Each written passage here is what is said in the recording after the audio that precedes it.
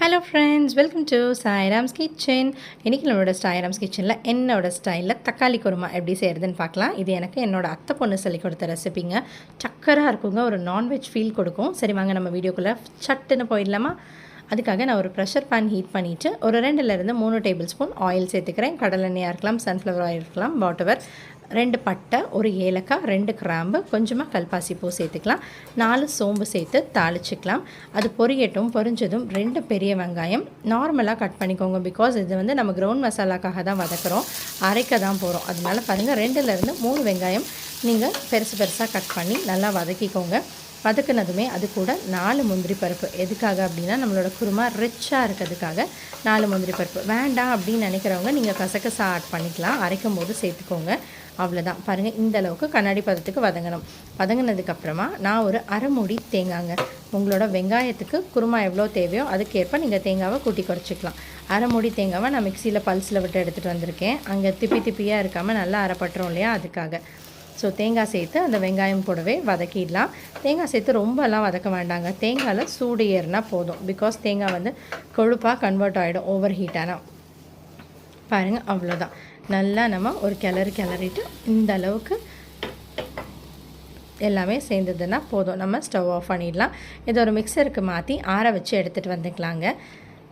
அதே பேனில் இன்னொரு 2 ஸ்பூன் அளவு எண்ணெய் சேர்த்துக்கலாம். ஸோ இது வந்து நம்ம இப்போ தாளித்து விட போகிறோம் குருமாக்கு. ஸோ 4 பிரியாணி இலையை பிச்சு போட்டுக்கலாம். பிச்சு போட்டதுக்கப்புறமா ஒரே ஒரு பெரிய வெங்காயம் டேஸ்ட்டுக்காக கேரமலைஸ் பண்ண போகிறோம். ஸோ இந்த பெரிய வெங்காயத்தை நல்லா பிரியாணிக்கு எப்படி நறுக்குவோம், நல்லா லென்த்தியாக கொஞ்சம் திக்காக அதே மாதிரி நறுக்கிட்டு சேர்த்து வதக்கிக்கோங்க. அது கூட ஒரு 1/2 டீஸ்பூன் சுகர் சேர்த்துக்கோங்க. ஸோ சுகர் சேரும்போது ஆனியன் சீக்கிரமாக வதங்குங்கிறத விட கேரமலைஸ் ஆகும். அதாவது கோல்டன் கலரில் அதே மாதிரி அந்த டேஸ்ட் வந்து ஆனியனோட டேஸ்ட் வந்து ஸ்வீட்னஸ் இழுத்துக்கும். ஸோ நீங்கள் அந்த குருமா சாப்பிடும்போது தனியாக ஃபீல் ஆகும் அந்த டேஸ்ட். அதுக்காக தான் பாருங்கள், இந்த மாதிரி கோல்டனாக டேர்ன் ஆகும். இந்த ஸ்டேஜில் நான் ஒரு 8லேருந்து 9 பெரிய தக்காளி கட் பண்ணி வச்சுருக்கேன். இதில் மெயின் இன்க்ரீடியண்ட்டே வந்து தக்காளி தான். அதனால் கொஞ்சம் ஜாஸ்தியாகவே போட்டுக்கலாம். அரைச்சி ஊற்றணும் அப்படின்னு நினைக்கிறவங்க பேஸ்ட்டாக கூட அரைச்சி சேர்த்துக்கலாம் தக்காளியை. நான் வந்து வதக்கி விட்டு பழகினால நான் அப்படியே சேர்த்துட்டேன். கூடவே நம்மளோட டிஷ்ஷுக்கு தேவையான கல்லுப்பு சேர்த்துக்கலாம். உப்பு சேர்த்து 2 கிளறி விட்டுட்டு நம்ம இப்போ மசாலாஸ் எல்லாமே ஆட் பண்ண ஸ்டார்ட் பண்ணிடலாங்க.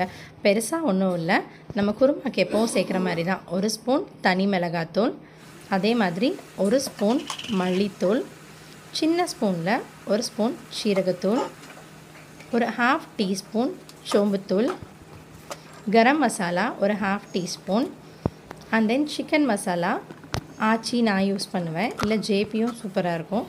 ஸோ அதில் ஒரு ஸ்பூனுங்க. இவ்வளோ தான் மசாலாஸ். ஸோ இதெல்லாமே 1 by 1 நம்ம ஆட் பண்ணிக்கலாம். மசாலாஸ் கம்மியாக ஆட் பண்ணிங்கனாலும் ஓகேங்க, பட் ஜாஸ்தியாக ஆட் பண்ணிடாதீங்க. ஓவர் ஃப்ளேவர் வந்துருச்சு அப்படின்னா நம்மளால் சாப்பிட முடியாது. ஃபர்ஸ்ட் டைம் செய்யும்போது எல்லாமே மீடியமாக போட்டு செய்யுங்க. அடுத்த டைம் உங்களுக்கே எவ்வளோ சேர்க்கணுங்கிறது ஆட்டோமேட்டிக்காக தெரிஞ்சிடும். அவ்வளோதான். நம்மளோட மசாலாஸ் எல்லாம் சேர்த்து தக்காளியை நல்லா வதக்கிக்கலாம். ஒரு 1/2 கிளாஸ் போல் தண்ணி ஊற்றி ஒரு 5 மினிட்ஸ் சிம்மில் வச்சிங்க அப்படின்னா தக்காளி சூப்பராக சாஃப்டாக குக் ஆகிடுங்க.